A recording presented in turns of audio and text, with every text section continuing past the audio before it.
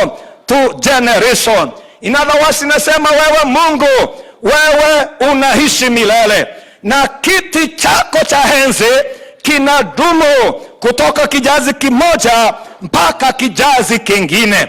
Ukisoma also Psalms 45 and verse number 6, inasema jambo kama lile. Inasema your throne, oh Lord, lasts forever and ever. In other words, even when the foundations are getting destroyed, hata wakati ule misingi inatingizika, ni kama neno la Bwana linatuambia ya kwamba the Lord is never shaken.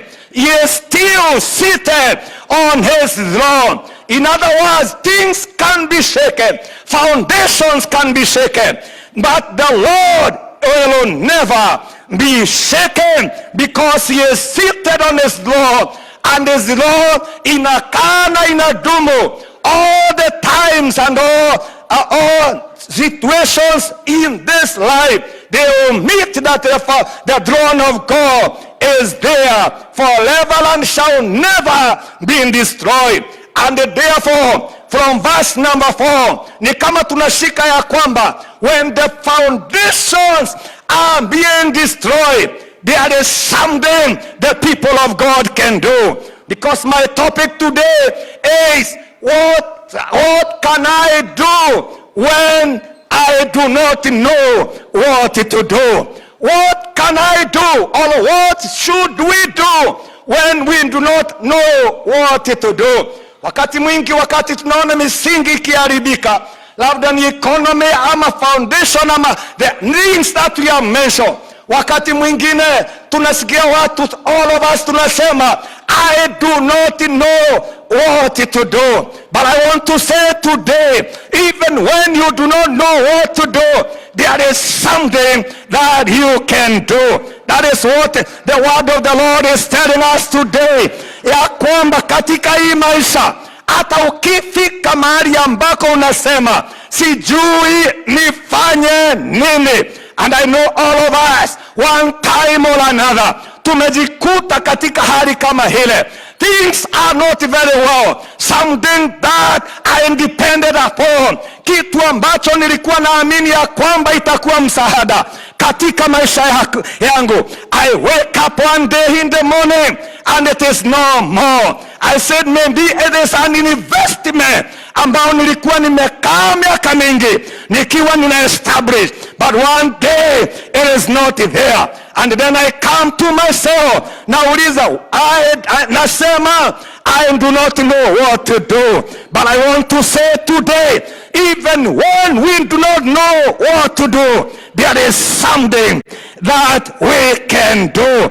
And that's the reason why this morning, as I come to the conclusion, kulingana na ile maandiko tumesoma, in conclusion, what we need to do, kile tunapaswa kufanya wakati hatujui tufanya nini. Number one, that is what we get from the word of the Lord. Number one, when we don't know what to do and the foundations have been shaken, number one, we need to focus on God's power. We need to focus on God's power rather than the size of the problem or the challenge that we are facing, no matter how big it is, because we know there is a God who is greater than all the problem.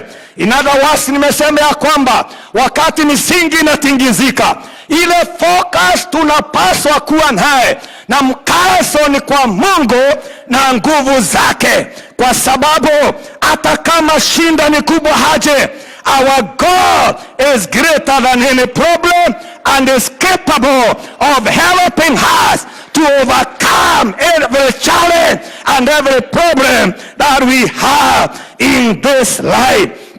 And that's why kuna mwimbaji moja in the Golden Bells, aliimba akasema ya kwamba there is no mountain I cannot climb. And then he said, wakati I am saying me, I am not saying myself alone.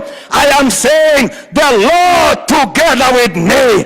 Ya kwamba Mungu akiwa pamoja nami, hakuna mlima ambao asiwezi kupanda. Huyo ni mwimbaji moja. Alafu kuna mwimbaji moja hoso mwingine alisema, anaitwa Stephen Hills, alisema ya kwamba God is greater. He is greater than all my problem. He is greater than all my challenges. Our God is greater. And that's why we are saying, because He is greater than all our problem and challenges, even when the foundations are being shaken, there is something the child of God or the believers, yule ambaye anasema na mwamini Bwana, anaweza kufanya. Bwana Yesu asifiwe. Na ndio sababu Zaburi, mwandishi wa Zaburi ambaye ni Daudi, akasema mahali kwingine, Psalms 46 and verse number 1 to 3, alisema nini? God is our refuge. He is our strength and a very present help in times of trouble.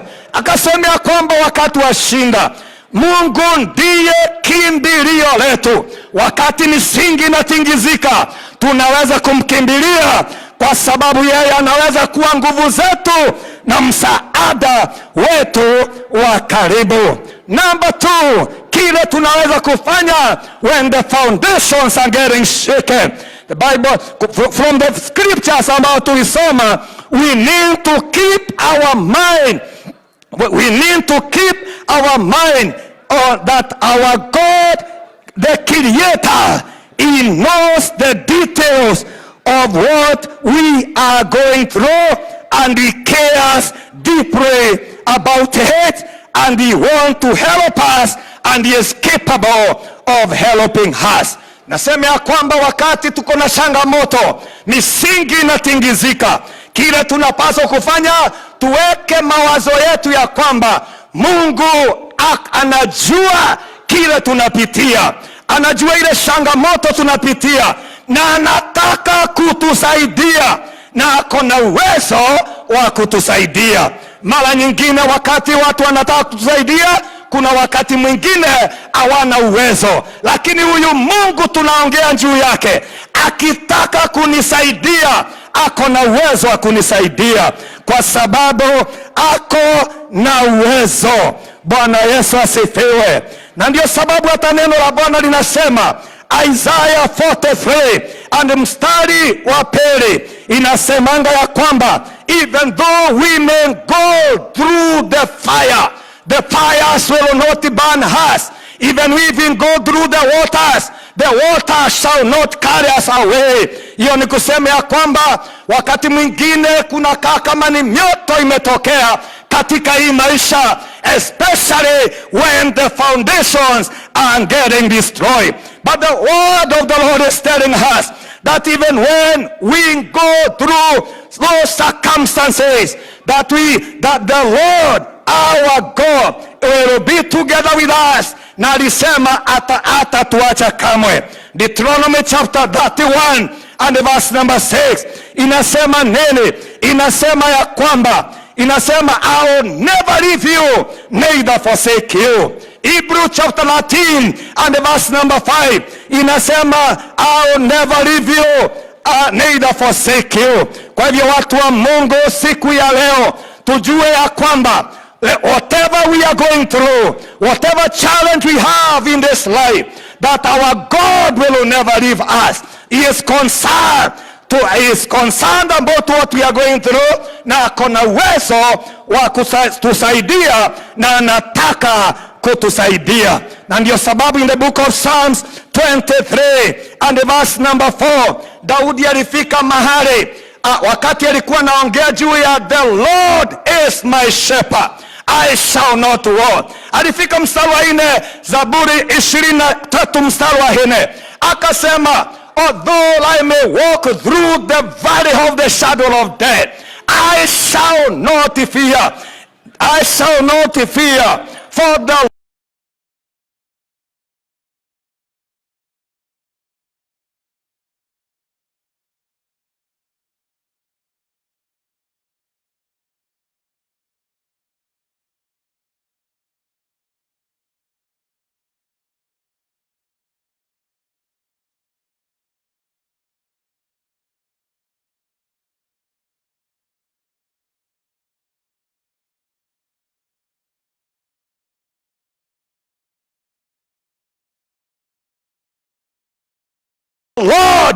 together with me.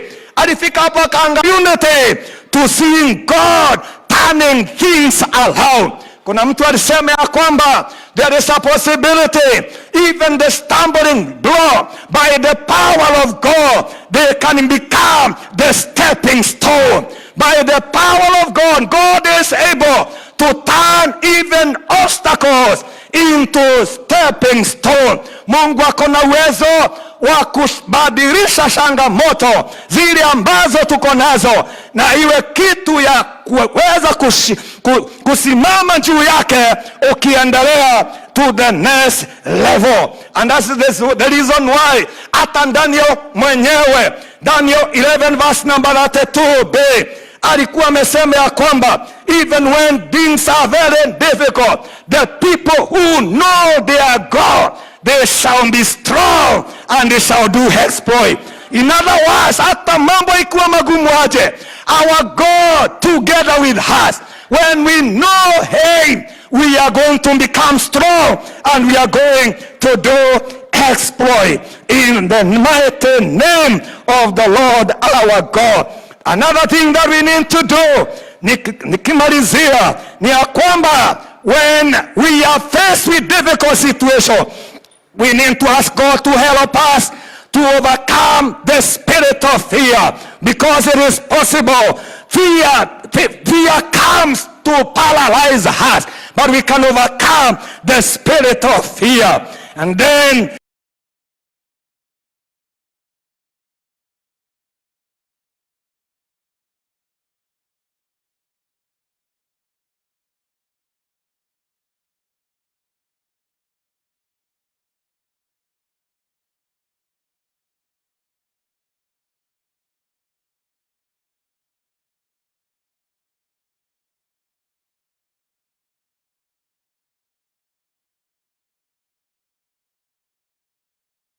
number 5 ni ya kwamba aliinua jina lake. Dakika hii I want us to pray so that we can come to the conclusion of the message this morning. As we bow before Him, as we tunaponyamaza mbele zake, kuna uwezekano siku ya leo ulitoka nyumbani ukisema ya kwamba nahitaji msaada, ukisema ya kwamba sijui nitafanya nini hapa na pale. As we pray, naomba ya kwamba the Lord will visit you. I pray Jehovah will visit you and enable you to overcome your challenge, ili ya kwamba hata na wewe utakuwa na jambo ya kusema asante Bwana kwa sababu ya kunikumbuka. Baba, katika jina la Yesu Kristo nasema ni asante, na inua jina lako. Asante kwa neno lako, asante kwa watu wako. Bwana, tunapoungana mahali hapa, kuna uwezekano kuna mtu ako ndani ya shinda, kuna mtu ambaye ni mgonjwa, kuna mtu ambaye Bwana angependa hata uhusiano wake na Mungu uwe wa karibu. Jehovah, hear our prayer and may you meet and visit every individual katika jina la Yesu. Tunasema ni asante, tunainua jina lako, na ni katika jina la Yesu Kristo tumeomba na kuamini pamoja. Bwana awabariki. Sijamaliza, lakini hiyo ingine nitahubiria watu wangu Jumapili, na Bwana awabariki. Asante sana Reverend. Hiyo ujumbe mmekuwa baraka, haijalishi ni changamoto na gani